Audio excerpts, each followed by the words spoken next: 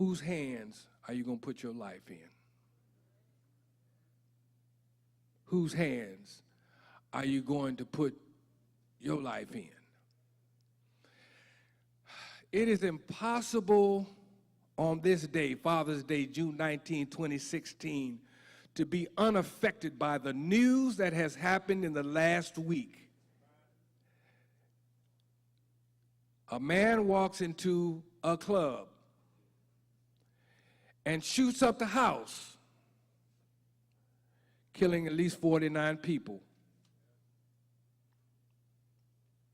which in turn caused a spiral of grieving.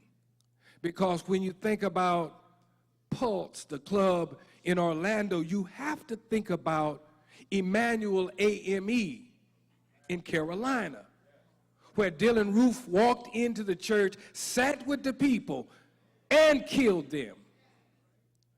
Which also takes you to another situation where if you go to Newtown, Connecticut, another deranged person, heart not right, walked into an elementary school and killed babies, children. Yeah. And it is impossible to not have that impress your mind. Now, one of the things that I'm learning is that we hear this kind of news, and we have become so callous in our hearts that it doesn't affect us. It's something that happened somewhere else.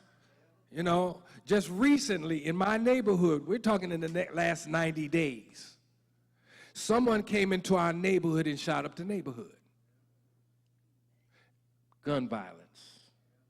Gun violence. The topic is, whose hands you gonna put your life in? I'm not here to make you shout. You can shout on a record, on a song, at a baseball game, at a football, at a basketball. The question is, where are you going to put your life? Whose hands are you going to put your life into? Now, if you look at the text, and you think about what's happening today, it occurs to me that you cannot, in good faith, put absolute trust in people. Do I need to say that again? You can't, I love people, God bless them, God love them, but you cannot put your absolute trust in people. I wouldn't even absolutely trust Craig Matthews 100%. Why? Because I'm a people. I'm people. You wake up and, some people, I'm going to talk, this is a joke now. Here's a joke, that's a joke. There are some couples, on Monday, she just loved the chocolate out of him. But if he cross her wrong on Tuesday, ain't no loving in that house. Y'all laughing, but am I telling the truth? There are some people you have met along the way that said they were your friends, they were your associates, and then someone comes along and says to something that may not necessarily, people believe what they hear. Say something that you said, you didn't say it now, but they heard it and they believed it. They don't ask you, did you say it? They just get mad at you, and all of a sudden they break relations. They don't call you no more. They don't talk to you anymore. Like I said, you got to make a decision about where you're going to let your life lie. Who you going to trust? If you look at the way people act, you look at the news, you come to the conclusion that for better or for worse, people have frailties. They're not trying to be mean, not in all. Some folk are mean naturally. I don't want to point no fingers. But some folk are naturally mean, and that's a great thing for them to be naturally mean. You say, why? Why is it a great thing? Because you can stay away from them. It's the ones who act nice, or as my mama used to say, they nice nasty. Am I being too raw? All right. Now, in this text, the question is, can you trust human beings absolutely now? What's your answer? All right, we in agreement then. Now, if it happens in 2016 and I'm looking at this text, the first thing I see is Jesus said in verse 34, Father, forgive them, for they know not what they do. That's called ignorance.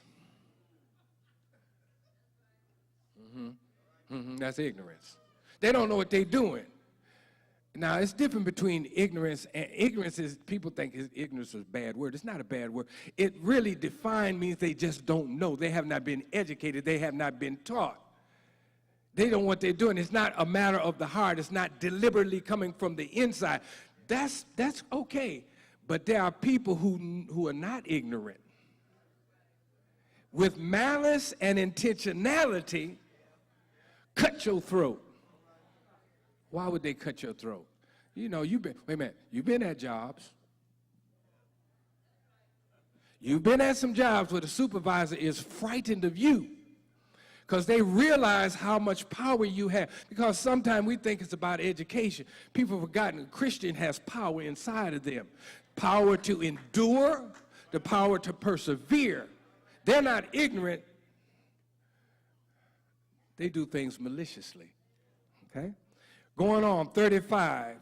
Now that was Jesus talking about the crowd. Father, forgive them because they, unspecified group of folk, they. Then he goes on, and people stood beholding, listen, and the rulers also with them derided him. We still talking about people, right? Now this is not 2016 that we're reading. This is a little bit around 2,000 years old.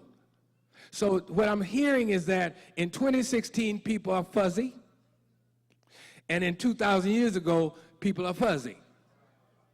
And if they fuzzy, I can't put my trust in them. I love people.